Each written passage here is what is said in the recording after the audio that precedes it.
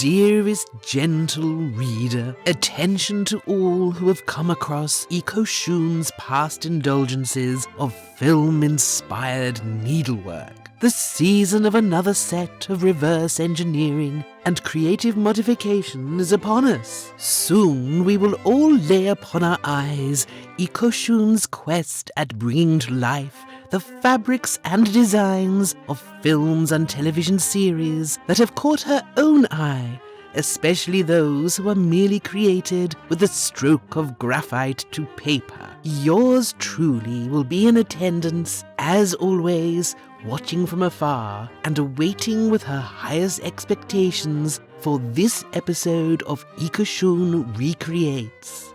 Yours truly, Lady Whistledown. It is time, my lady. Come. Let us put all of the nasty gossip behind us for once and for all. Let us give the Ton a wedding to remember and show them who we truly are.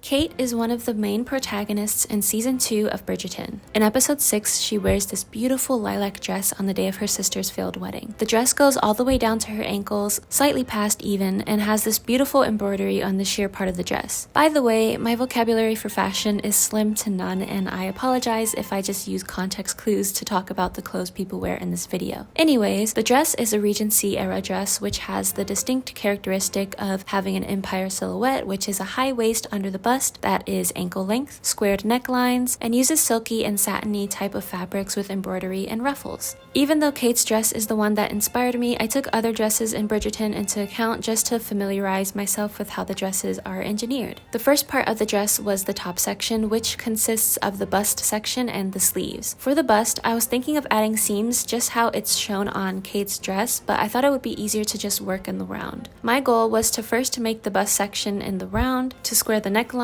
and then add the shoulder panels on both sides of the bust section. I ended up having to start the project at night, which wasn't ideal since I like starting projects in the daylight, but I went ahead and began the top half of the dress with a cast on of 192 and worked stockinette stitch in the round, but the next day it turned out that the cast on was just way too big. So last night I made a whole cast on and a couple rows with this yarn, but while working with it, it just kept slipping all over the place. And 192 stitches just is a bit too much for me, and plus when I took it off the needles, it ended up being too big anyway, even with the correct calculations I did.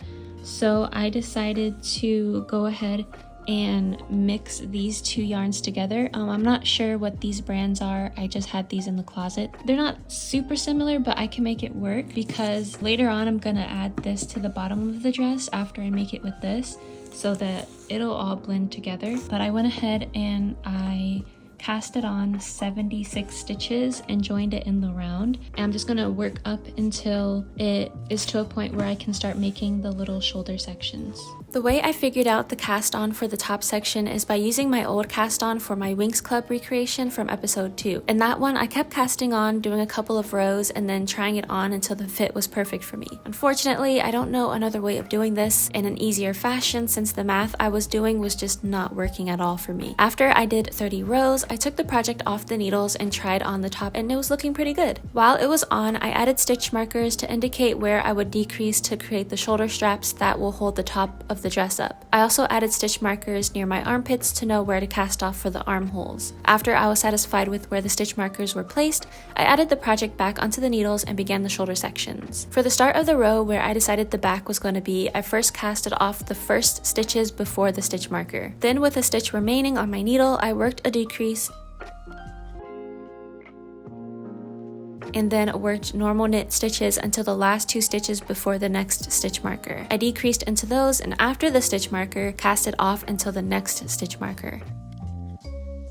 I repeated this until the third set of stitch markers were complete, and then turned my work and worked a normal purl row. This is going to be one of the 4 shoulder straps I'll be working on. I didn't know what exactly I was doing, but it seemed right, so I went ahead and continued. On the right side of the first strap, I added another decrease in the beginning, but not in the end, since the end section is where the armhole is going to be, and I didn't want it to be far away from the armpit. This is a little example of what I'm doing. Here is the strap I'm working on, and I'm just decreasing on the inner side. Here is where I cast casted off the front side, and here is where the armhole is going to be, and all of this is going to be worked up until it reaches the length that I want. After 3 knit rows of decreasing in the intersection, I worked the shoulder normally until row 24, where I cast it off. I then attached my needles and yarn to the second shoulder section and repeated the steps for the rest of the shoulders as well. While I worked on the shoulders, I watched Resident Alien, which my mom has been begging me to watch for 25 years, and aside from some corny jokes here and there, it's a pretty good show. Here is how the top turned out. This shoulder is a lot bigger than this one. This one ended up having 7 stitches and this one ended up having 10 stitches. I feel like I just chose the wrong areas for the stitch markers, and it's a tiny bit hard to get on, not impossible obviously. And also, like, the back strap was also 7 inches, and then the back strap for this side was also 10 inches, so it was just a matter of where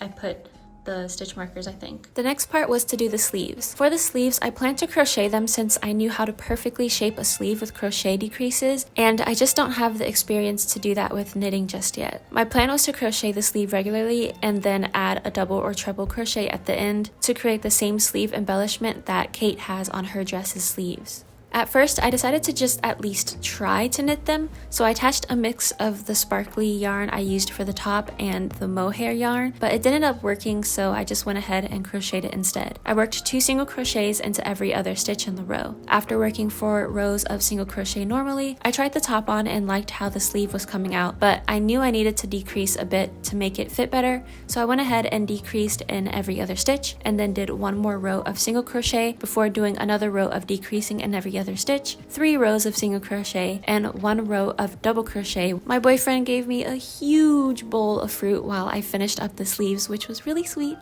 and I continued to watch Resident Alien. After I finished both of the sleeves, I tried the top on and was incredibly happy with how it was turning out, especially since the cast on with the original yarn didn't work out. The next part is to do the bottom section of the dress. I first worked 2 rows of single crochet with my dark purple DK yarn around the entire bottom of the top section, which created 2 sets of loops for me to work into. I then took 2 strands of the original yarn and attached it to the back loops of the single crochet row so that the single crochet row can stick out like a seam, if that makes sense. I joined in the round, and in the back of the top, I worked increases into every other stitch. The way I increased is by first knitting the first stitch normally. Then for the second stitch, I knitted it normally but didn't take it off the needle. Instead, I inserted the needle into the back of the same stitch and knitted it as well, which creates another stitch.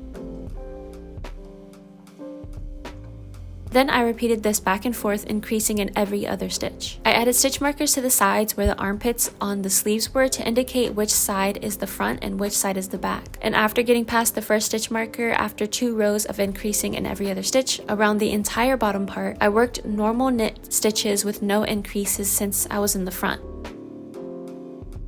When I got to the second stitch marker, I worked 1 knit stitch and then an increase in every other stitch since it was the back. After that, I just worked normal knit rows. The next day, I worked on the knit rows, which isn't really a spectacle, and I didn't record much since it's just knitting rows and rows and rows of stockinette stitch. I will say though, I started over the ruffles at least 3 times, which bothered me so much, which ended up making me cry. And that's the one thing I really don't like about knitting, is that you never know how your project will turn out unless you give a project hours and hours of your time. One of my favorite things to do while working on a project is listen to new music, and while working on the dress, I finally got to reach a goal of 100 albums listened to this year. The main goal for me is to listen to 365 albums, but I was pretty happy to reach 100 plus today. Out of all the albums I listened to throughout the entirety of making this project, these were my favorites. On one of my breaks, I placed the dress down and it looked like a completed little girl's dress, but when I put it up to me, the skirt part barely reached my waist, and I sighed as I knew I had a long way to go.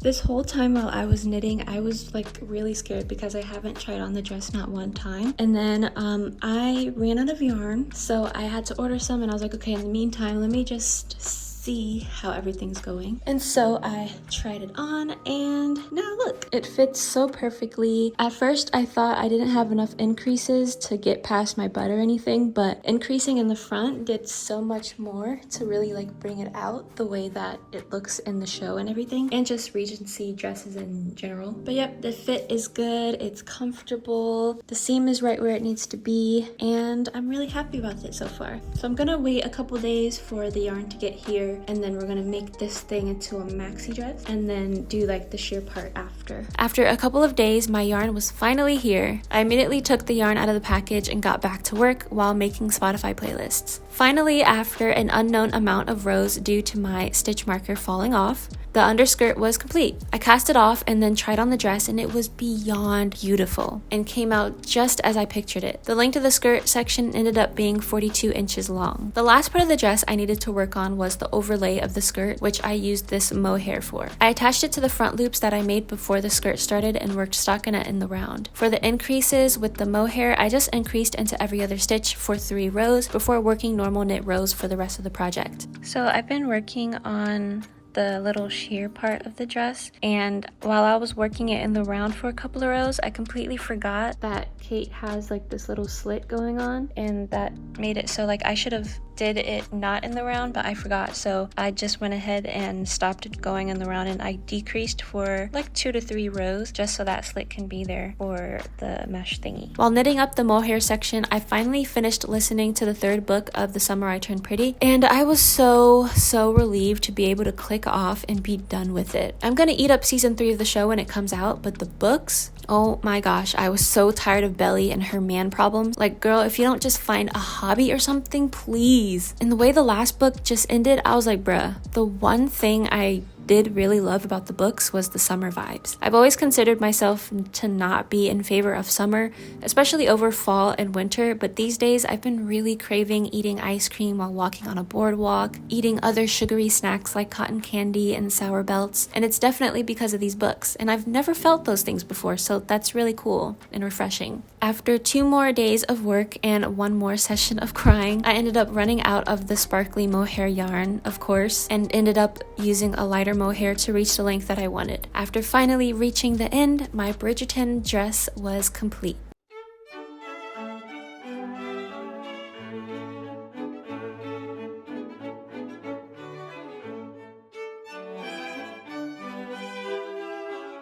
Here is the final look of my beloved Bridgerton dress. I am so happy with how it came out. I love it. I feel like a princess right now.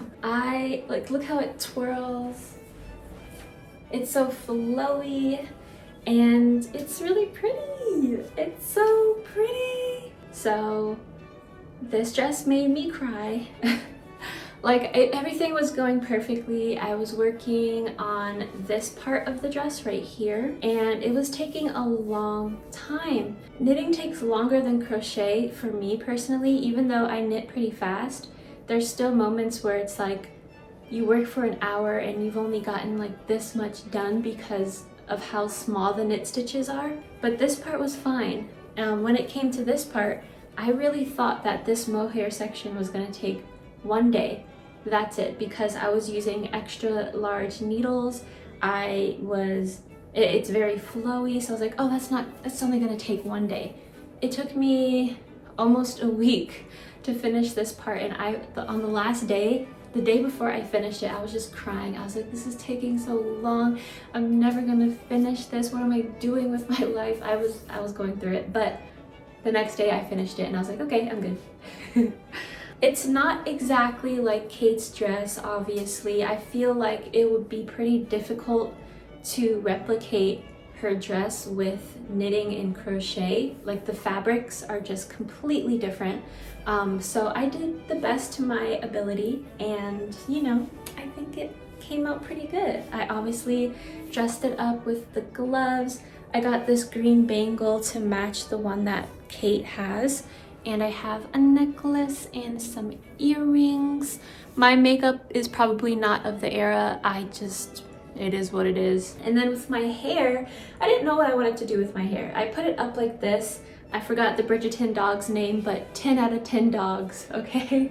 Perfect, I love it. I have nothing else to say. So with that, this is the Kate-inspired Bridgerton dress, and I hope you like it. To complete this dress, I used the help of Milanote, which is the sponsor of today's video. Milanote is an incredible workspace that you can use to organize your creative projects. I've been having a ton of fun using Milanote to brainstorm everything for Kate's dress, from how I wanted to go about constructing it, what colors I wanted to go for, and having everything all in one place was just an incredible help for me. With Milanote, you can do an array of different things that can help you with planning your projects. You can create different boards for any project you have in mind using their built-in templates that help you figure out how to organize your space if you're just beginning, and it's cool that a lot of them are based on which practice you're working on, whether it be illustration, graphic design, writing, and so much more. Here's the board that I used to create my Kate-inspired dress. For Kate's dress, I have her overall section here with a little to-do list of what I needed to get done, a little note of the materials I use since I'm terrible at recording what yarn I use, and then different subboards for her, which was one being dedicated for the screenshots I took with the episode information, just in case I needed to go back to get any more, one for brainstorming everything I was going to do exactly, and lastly, one for styling the project once it's complete. Usually when I plan out my projects, I just write everything out. Like for an example, I'll write, the dress will be a maxi dress, and at the top there'll be crochet sleeves. But with Milanote, I can actually have visuals to go with these plans, which is perfect since I'm a visual learner. Being able to insert links was also a huge help because there were a couple of knit stitches that I had no clue how to go about, and having it right next to all my other planning for the dress was just incredibly convenient for me. If you're working on a crochet or knit project, you can add in a pattern PDF straight into the board, which is incredibly convenient. You can also add PNGs to decorate your page and even doodle right on the page, which I think is really neat, and for someone who draws on Procreate for my designs, all I have to do is upload the design onto Milanote and it's there for me to use automatically, which is incredibly helpful. Milanote is also useful if you do collaborations, whether it be if you're working with team members on a project or if you're doing commissions, or if you have clients, you can easily send them your board to keep them updated with your progress and have them add notes and comments if they want something changed, and I really think that's incredibly helpful. Milanote is available for free with a no free trial, which I think is so awesome and great for anyone who wants to give Milanote a try. You can use the link in the description box below to start brainstorming your next creative project. Thank you again to Milanote for sponsoring this video. Right,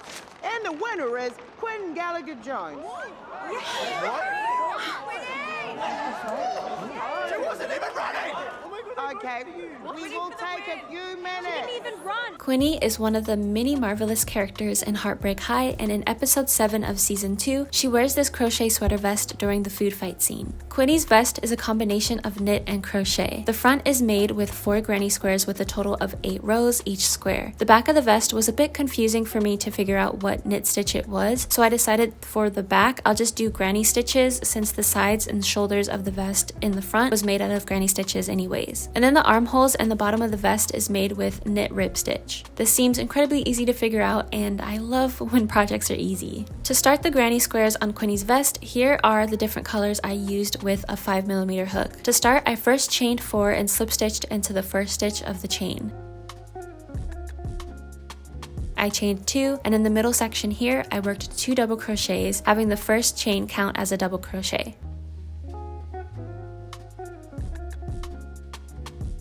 After, I chained 2 and repeated working 3 double crochets into the middle and then chained 2.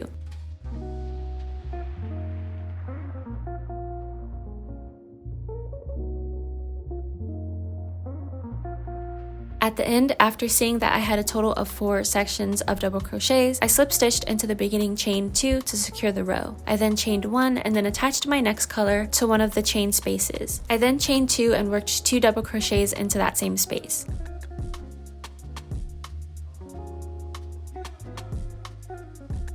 After, I chained 2 and worked 3 more double crochets into that same space.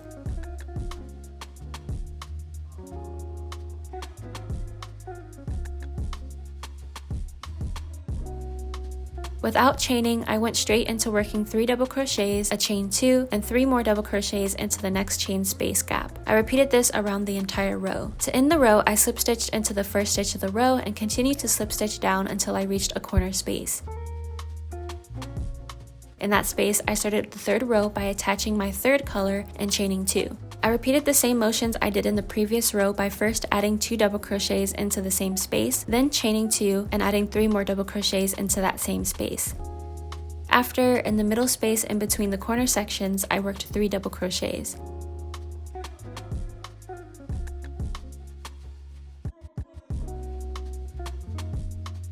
Then in the next corner section, I worked 3 double crochets, a chain 2, and then 3 more double crochets into that same space. Then repeated that for the entire row. This pattern repeats until there are a total of 8 rows with different colors worked according to the color scheme of the granny squares on Quinni's sweater vest. Mine came out to be 9 by 9 inches. Since I started the granny squares in the evening, I thought it would be a good idea to try and finish them that night, which I did. I'm pretty fast at this point with crocheting basic granny squares, and these took probably an hour at most, maybe an hour and 30 minutes. I just finished making all 4 squares for Quinni's top, and I should have been looking a little bit more because I didn't realize it was a join as you go type of thing. Like if you can see on the screenshot right here, these little points right here that connects them together. I'm gonna have to go back on mine and do that as I go along. This one can stay as is, but with this one I'm not just unattach everything, and then after working in here I'll work one here and then go into this part. I first attempted the join as you go by taking off all my yarn on one side of the square and leaving only one side on the first corner section, which also includes the chain 2. I then went into the corner section of the opposite square with a half double crochet before working the rest of my double crochets for the corner section.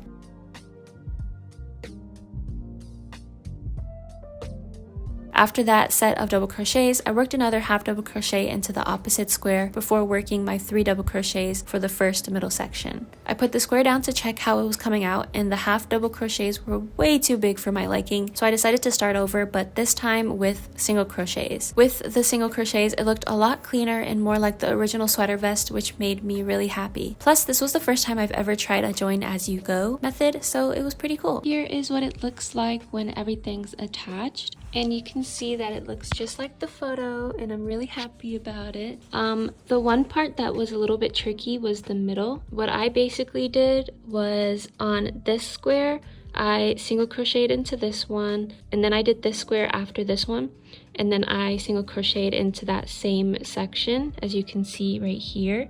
And then for the last square, I first single crocheted into this square, and then I single crocheted into this square right after. To finish the rest of the front panel, I first attached my blue yarn to the bottom left square and worked the same pattern around the entire row. After, I added stitch markers to the sides of the panels where the armholes will be, as well as the top to indicate where the neck section will be. To figure this out, I just counted the stitches on Quinni's vest and aligned them with the ones on mine. Hopefully this works. I honestly didn't know what I was doing. I went ahead and got started by working another row on the bottom of the vest, and then working until the first stitch marker on the left side of the vest, which is the right side when working on it. Once I worked into the stitch marker stitch, I chained 2, turned my work, and worked down the row into the corner stitch. But instead of making a corner like I've been doing, I just worked 3 double crochets, chained 2, and turned my work.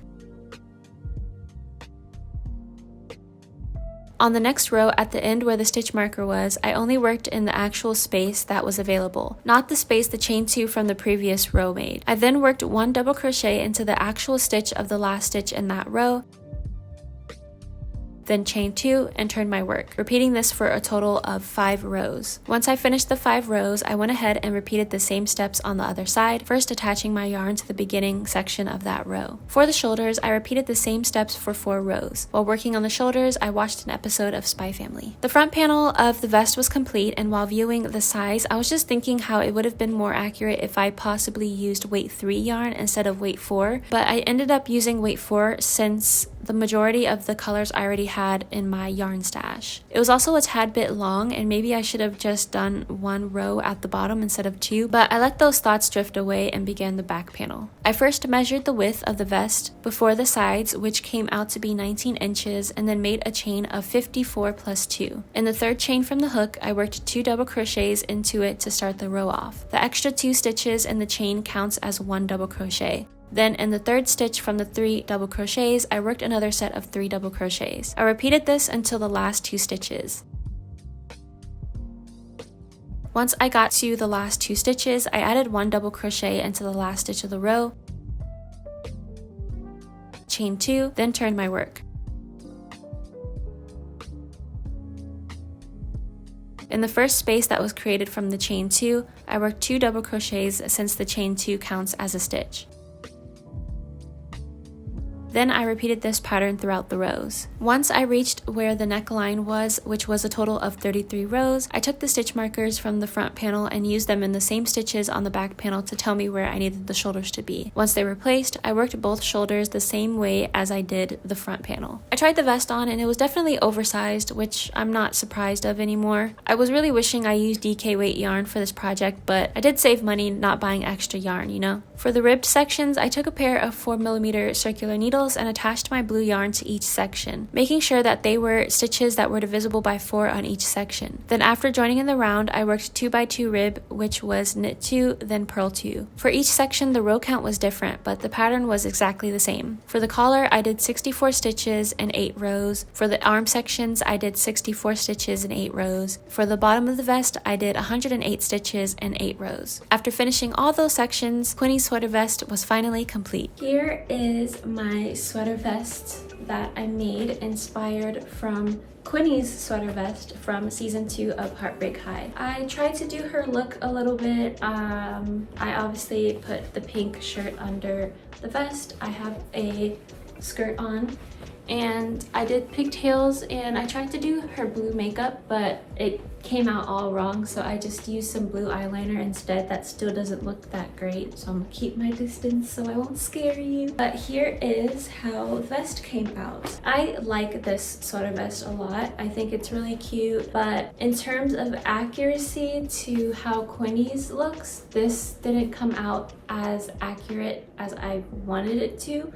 And what I mean by that is this is really oversized and hers is more fitted. Like it stops perfectly at her waist and then this one can go all the way down. As well as when I was doing the bottom, I was probably skipping stitches unintentionally and that made it scrunch on the bottom.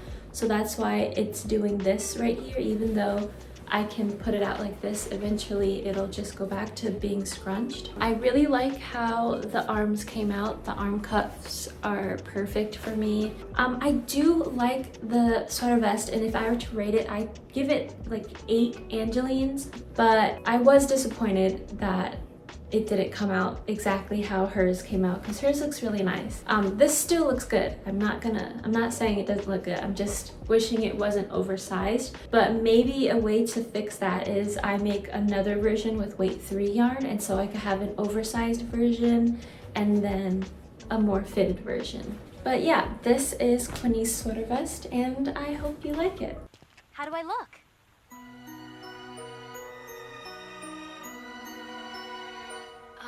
Your mom's necklace. Oh yeah. I guess it's pretty obviously Water Tribe, isn't it?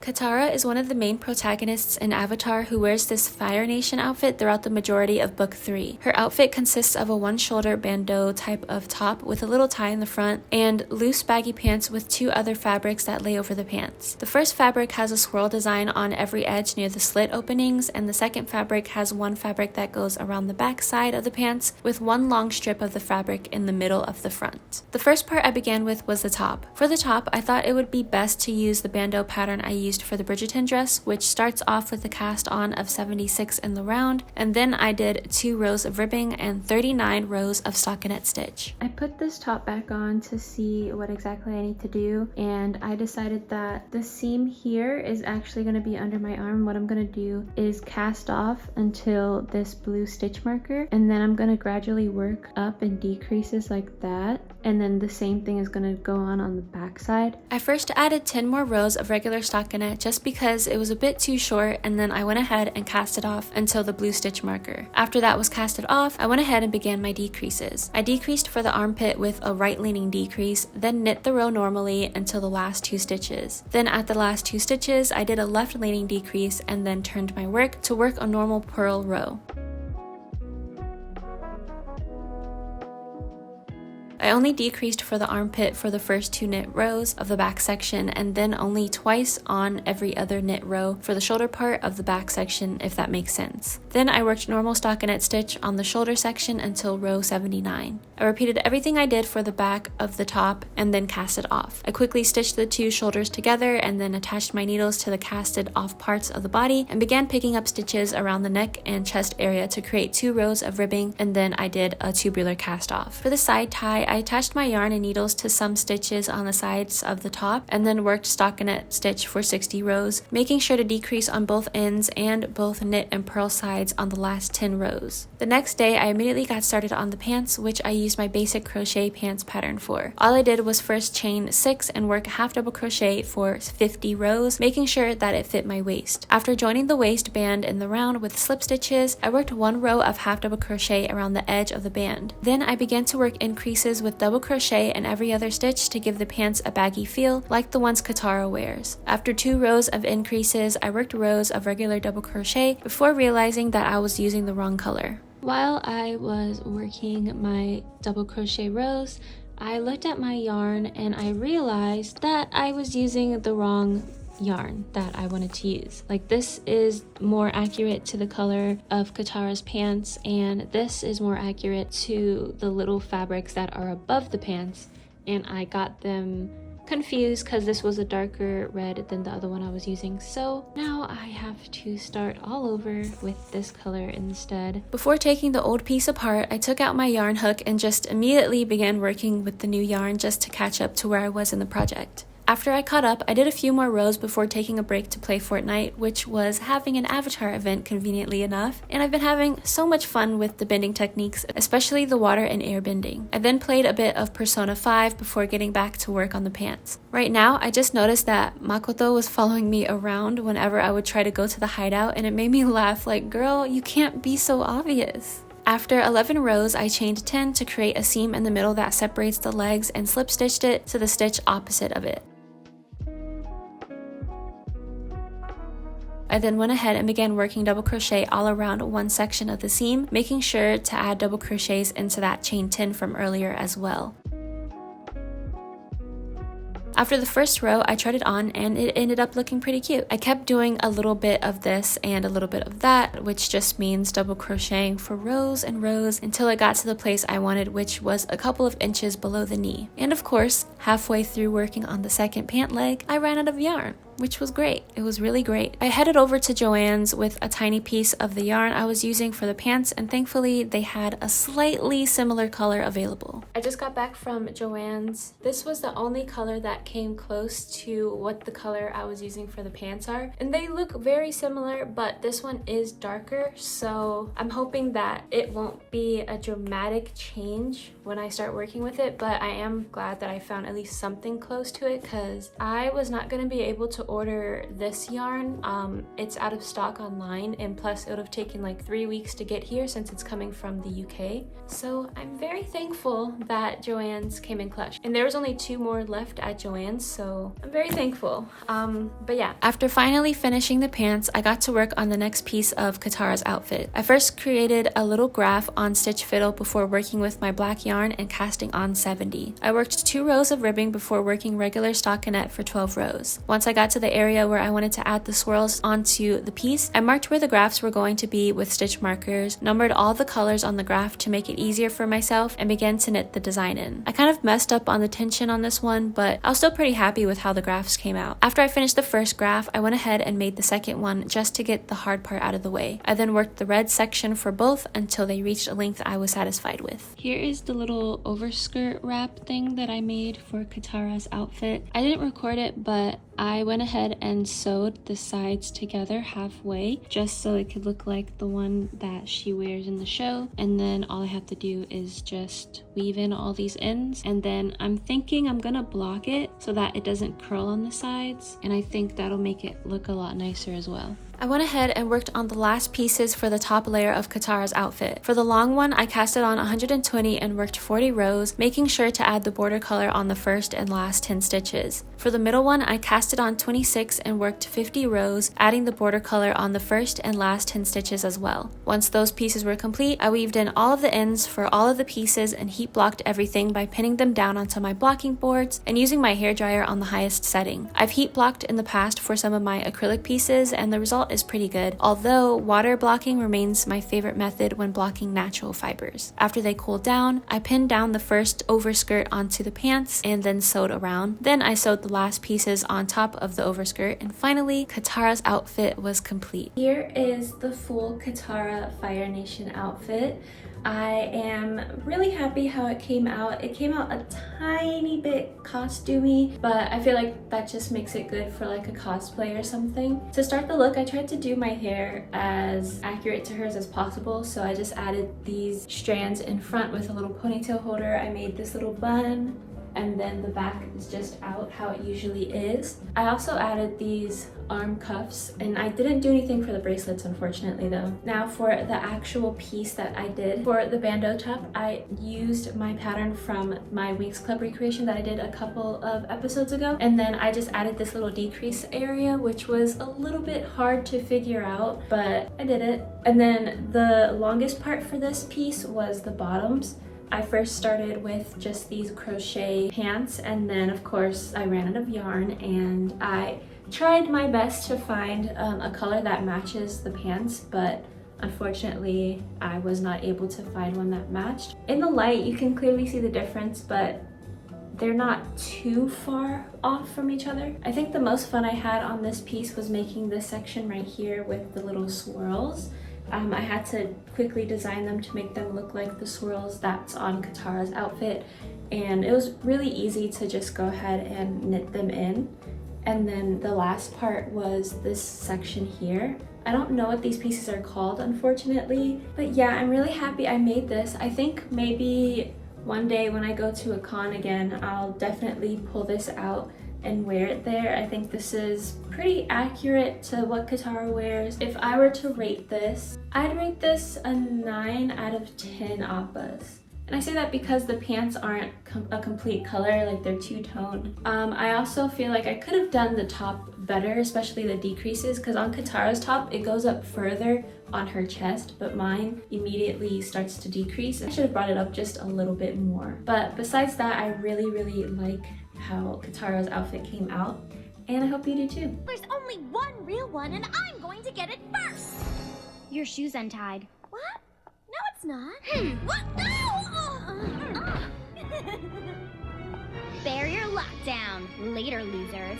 Bloom is one of the main fairies in Winx Club that wears this blue and white striped sweater top when she wears her casual outfits in season 3. For this sweater, I decided to knit it to make it look more accurate to Bloom's sweater, especially noting the fact that it has a turtleneck. I thought this would be the perfect time to learn how to do a raglan sweater, since that would make the sweater more form-fitting like it is on her, and also work on my skill in duplicate stitching to create the 4 hearts that are on the sweater's design as well. So while working on Bloom's sweater, I ran into some problems. I first thought it would be a good idea to work on it as a raglan sweater since the fit would be perfect. I spent hours and hours trying to understand how exactly to do the measurements for a raglan, and then actually started working on it. It fit perfectly. I learned how to fold a turtleneck into itself to make it extra squishy. I got halfway done before actually trying on the sweater and realized it looked nothing like Bloom's sweater. Maybe it still would have turned out cute, I don't know. But all I knew was that I had to take it apart and start from scratch because I wanted it to be just like the one Bloom was wearing, and there was no excuse in me that I could use to get my hand to not pull the yarn off my needles. So I did, and I cried a little on the inside, especially since I fell in love with the turtleneck I made. But instead of lingering on the pain, I sighed and grabbed my needles to get started with the Bloom Sweater 2.0. For the new version, I casted on 122, which was the amount of stitches I had for my raglan sweater from the 1.0 version. I joined it in the round and worked 8 rows of ribbing before getting ready to work on the actual body. For the body, I added 2 stitch markers to the sides to indicate which side was the front panel basically and which side was the back panel. After reaching row 20 of the body, I tried the top on and marked where my armpits began so that I can decrease for the armholes, kind of like the tank top I'm wearing here. That way the arms can hopefully be added correctly. I first attached my blue yarn and worked until the first stitch marker. I then casted off every stitch until the stitch after the last stitch marker, which was 10 stitches, casted off. I then continued to work normally until the next arm section and repeated the same thing, casting off 10 stitches. After, I worked the rest of the row normally and then took a tapestry needle and a long piece of yarn and weaved in the yarn into half of the stitches to section off the back from the front. Once it was sectioned off, I tied the piece of yarn to keep the stitches from falling off and made sure there was a stitch marker that told me which side was the back. To work on the front panel, I first attached my yarn purlwise and worked 1 row with all purl stitches. Then for the next row, which was a knit row, I first knit the first stitch and then slipped the next 2 stitches knitwise into my working needle. I then stuck my left needle into the front of the 2 stitches I just slipped onto the other needle and knit into those, which creates a decrease. I knit the rest of the row normally into the last 2 stitches, then knit the next 2 stitches together.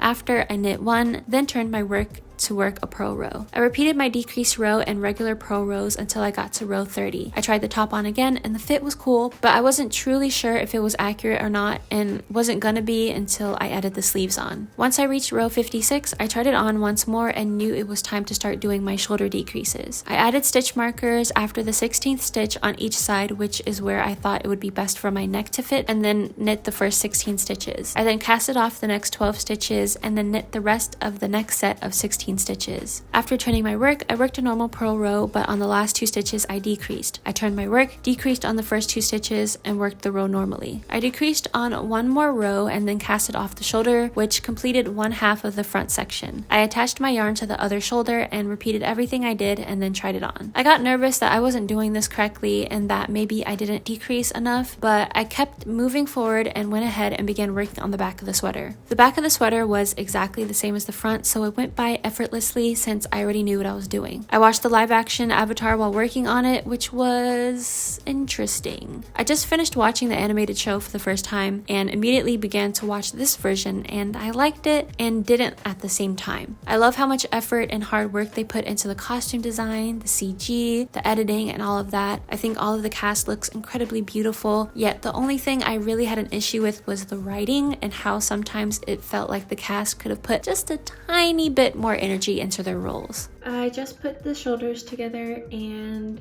it was a little bit hard to get on with the neckline. I think I made it a bit too small, but when I put the turtleneck on, I'll just be wary of that and make sure to not skip any stitches when adding it. But yeah, I'm gonna go ahead and do the sleeves because I'm really scared of how the sleeves are gonna turn out. And I just wanna get it out the way just to see if I need to restart this or not. But this is how it's looking. I went ahead and attached my yarn to the arms, making sure they were a total of 54 stitches attached, and worked the sleeves with stockinette stitch, still switching the colors after 10 rows. I tried it on and was so relieved, but I'm not gonna celebrate until it's actually complete. After the last row of the sleeves before the ribbing, I switched to 4mm needles and worked 8 rows of knit 1 purl 1 before casting off. For the turtleneck section, I attached my needles and attached 60 stitches before working 1 by 1 rib again for 23 rows. I then cast it off with the tubular cast off method and then tried the top on. I just finished doing the turtleneck and this is what I have done so far. I haven't weaved in any ends. I'm gonna wait to do that until I finish the other arm,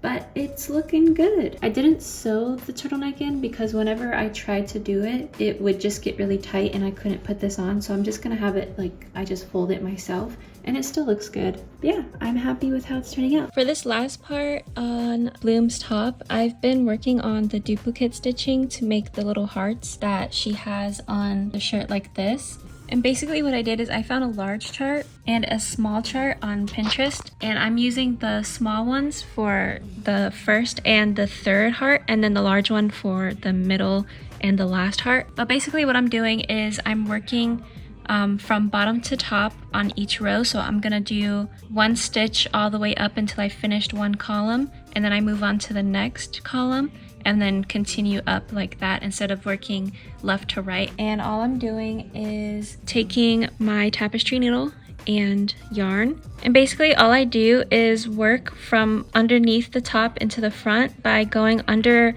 the stitch that I want the duplicate stitch to be, and then I pull it through, and then I skip the stitch I want it to be on and put my tapestry needle in the stitch above it into both of the legs like this, and then pull it through, but not too tightly because the tension will make it look weird. And then I take my tapestry needle and work into that same place that I came up from underneath the stitch, and then I just pull that through. And that's 1 duplicate stitch, and then I just work all the way up, and then when it's time to go to the next column, I just skip all the way down and then put that there. Once I finished all of the hearts, I weaved in all my ends, and Bloom's sweater top was finally complete. Here is the official Bloom top. I am so happy with how it came out. I'm really happy that I decided not to do the raglan top and instead start over and work from bottom to top. I have never done anything like this before. Like, there's no seam whatsoever, and I had to figure out, okay, where am I gonna attach the arms? How am I gonna even decrease for the arms? I have no clue what I'm doing, but I did it.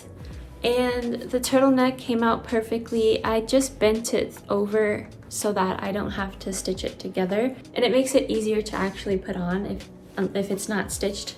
Because I tried stitching it and I could not pull it over my head, and I got really scared. I was like, oh no, I could not have done all this work for it to not fit. But then I just took that out and then just left it as it is, and it fits perfectly. Doing the hearts made me so happy, you guys. Like when I did my Mabel sweater a while ago, I was really disappointed with how the graph came out. One, I just designed it poorly. Like I think it was mainly the design and not the duplicate stitching, but it was also my first time ever duplicate stitching, so my tension was all over the place and everything. So for this one, I really took my time to make sure that my tension was correct, and it came out pretty. I think I'm gonna give this a 10 out of 10. I really like how this came out. It is perfect in my eyes, and especially for it being like my first time figuring out how to do a sweater from bottom to top and then attaching the arms later on.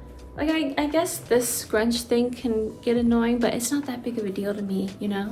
So that was all of the recreations that I did for this episode. They were pretty challenging, especially the dress, but I got them done. I was patient. I cried a couple times, not gonna lie, but it was a challenge that I was able to complete, and I'm really happy about that. Let me know down in the comments below which one was your favorite, and I'll see you in the next video. Bye!